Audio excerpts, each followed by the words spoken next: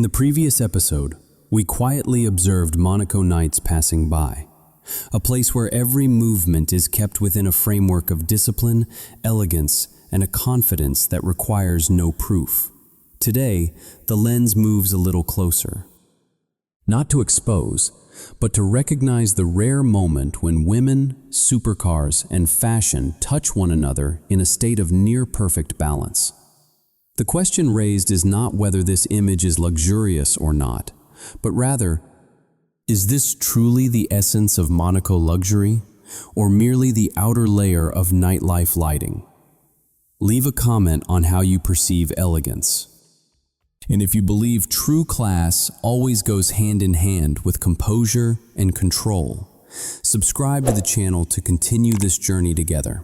A place where luxury is observed, not displayed. Welcome back to Monaco Elite.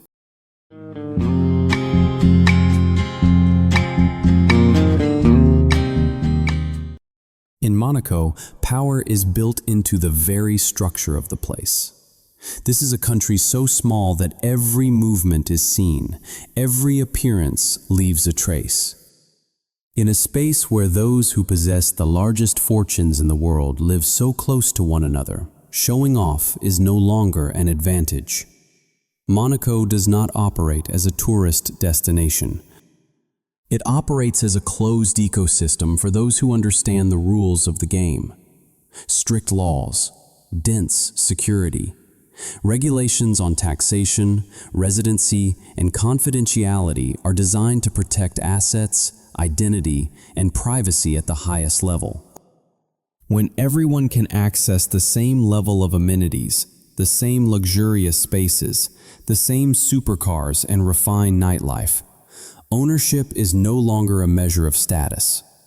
The difference lies in how a person is present.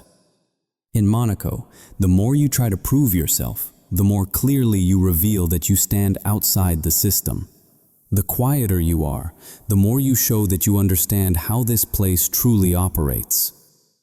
At night, when the city lights come on, you will not see loud entrances. A supercar rolls slowly through familiar streets. The person stepping out is not in a hurry. There is no need to confirm surrounding glances. The timing has been chosen in advance. The space has been fully understood. Everything unfolds like a habit repeated over many years. Power here is not created to impress. It is formed through familiarity. Familiarity with not having to prove who you are because your position is already understood. Monaco produces silent power because in a space where everyone is wealthy, ostentation becomes noise. Those who speak too much attract attention. Those who attract too much attention lose safety.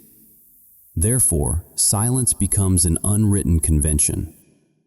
In Monaco nightlife, timing of appearance is always calculated. Not arriving too early, not leaving too late. Staying just long enough to complete the social purpose. Leaving before attention becomes excessive. That is how power protects itself. Silent luxury, therefore, is not an escape from the world, but a selective admission of the world into one's life. Selecting sound, selecting gazes, selecting relationships, and above all, selecting which emotions are expressed. A small lesson from Monaco lies in understanding when silence creates value. In a world where everyone wants to be seen, those who can control their presence often hold power longer. Perhaps that is why Monaco is not for all wealthy people. It suits only those who accept discipline, accept living within control, and understand that not everything needs to be displayed. And once we understand why power in Monaco chooses silence, the next question naturally arises. Who are the women appearing in that space, truly? And how deep is their role within this elite order?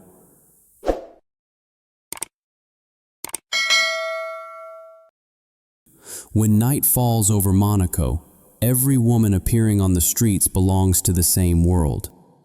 Under soft lighting and the slow rhythm of nightlife here, Differences lie in how they inhabit a space that has already been very carefully arranged. In the elite lifestyle of Monaco, women are part of the social structure that keeps everything running smoothly. Some are wives of billionaires who have chosen Monaco as the anchor for their assets and lives. Their stability and familiar rhythm help ensure that this power is not disrupted. Their appearances are often quiet, well-timed, and rarely last longer than necessary. Some are heirs. They grow up in an environment where attention always comes with responsibility. For them, every step is calculated to avoid ostentation. Spaces are chosen based on privacy rather than popularity. They come to maintain relationships, not to create images. Another group, less recognized but playing a key role, consists of women who manage family assets. They understand better than anyone the value of discretion. An evening may consist of only a brief stop, a quick exchange, then ending before the night becomes too crowded. For them, nightlife is not merely entertainment. It is a natural extension of work, conducted within a tightly controlled environment. And of course, in Monaco nights, there are those who look very much like the elite, but in reality are only visitors. They come for the image, they come for the experience. They often appear earlier, stay longer, and move more between spaces. This difference reveals itself over time. A supercar can bring anyone to the same street, but how a woman steps out, how she chooses to pause or continue moving, shows what kind of person she truly is. In Monaco, belonging is not something money can buy. It is the result of understanding and respecting the unspoken order. In a world where many try to hold attention for as long as possible, the elite in Monaco choose to end earlier. Because for them, true power lies in knowing when to stop at the right moment. They adjust how they are present in every moment. Appear when necessary, leave before attention becomes excessive, fully aware of when an evening has reached the limit of its value. Middle. What most of the world finds extraordinary is simply an ordinary evening in Monaco. Here, luxury is not displayed. It blends into everyday life. The vehicles beside them are not there to attract attention. They exist as elements arranged in advance. And it is precisely this presence that defines the role of supercars in the elite world of Monaco. In Monaco, supercars and fashion do not hold a central role. They operate as a silent language. In Monaco nightlife, almost no one needs to prove what they own. What is observed is not the object, but how these elements blend into the familiar rhythm of elite life. In Monaco, supercars are never the main character. They exist as background, a quiet frame that clarifies human presence. When a car stops in a reasonable position, rather than the most eye-catching spot, it is fulfilling its role, reflecting discipline, order, and control. The movement rhythm of the elite is the same, unhurried, without excess motion. Their ease comes from long familiarity with this luxurious environment. Every gesture, every pause appears natural, yet nothing is random. They do not dress to impress, but to complete an appearance calculated to be just enough. It is a refined social language that only those who truly belong to this world understand. Between machine and human exists a quiet harmony. The rigidity of carbon accompanies the softness of fabric. As supercars glide through familiar curves, luxury ceases to be the highlight and becomes the normal state of Monaco life. Ultimately, power in Monte Carlo does not lie in the value of objects. It lies in behavior, in conduct. Supercars are merely tools, control, over time, space, and oneself. That is the true measure of class. Fashion in this world operates on the same principle. Women here do not dress to impress. Clothing becomes a quiet extension of personality. The core of Monaco style lies in balance and restraint. No excess detail. Every choice is measured. Luxury comes not from display, but from control. Between supercars and fashion exists a deliberate harmony. Supercars bring structure, discipline, and rigidity. Fashion brings expression and softness.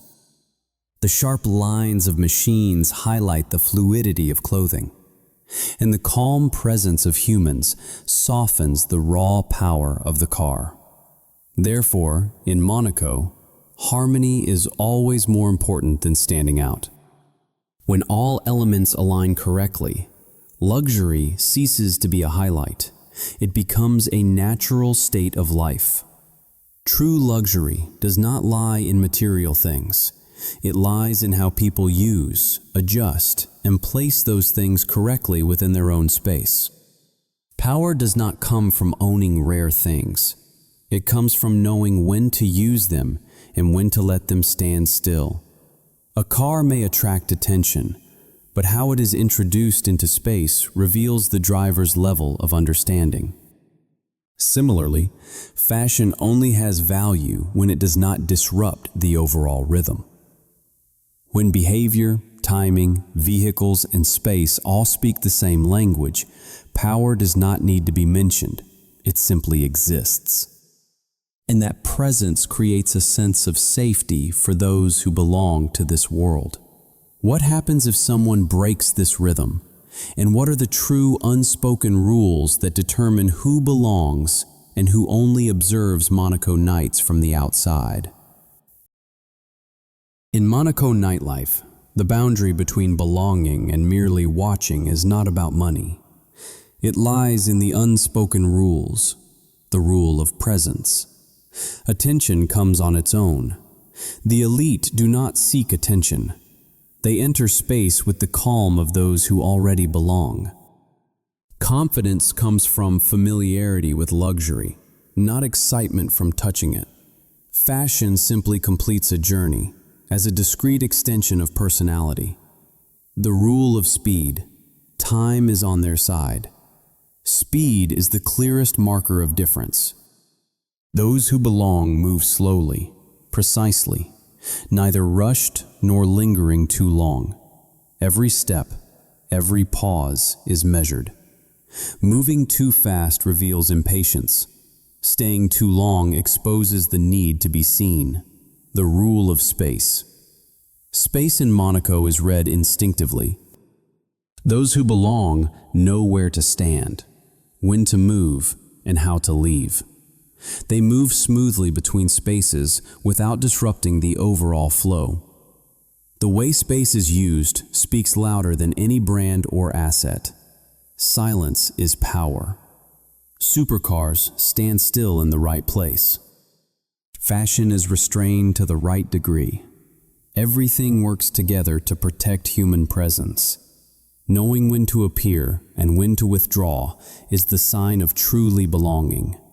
These unspoken rules create Monaco's unique rhythm. When luxury blends naturally into behavior, it ceases to be display and becomes identity. A small lesson from these rules is this: belonging cannot be bought in one night. It is the result of accepting discipline and understanding that not every moment is meant for you. Monaco, therefore, lies not in what is allowed, but in what is chosen not to be done. Those choices distinguish those who belong from those who merely visit. And as night gradually closes, another aspect emerges: the psychological cost and discipline that those who belong must pay to maintain this correctness. That is the story of the next part. In Monaco, composure is the result of long-term training. It cannot be bought with money.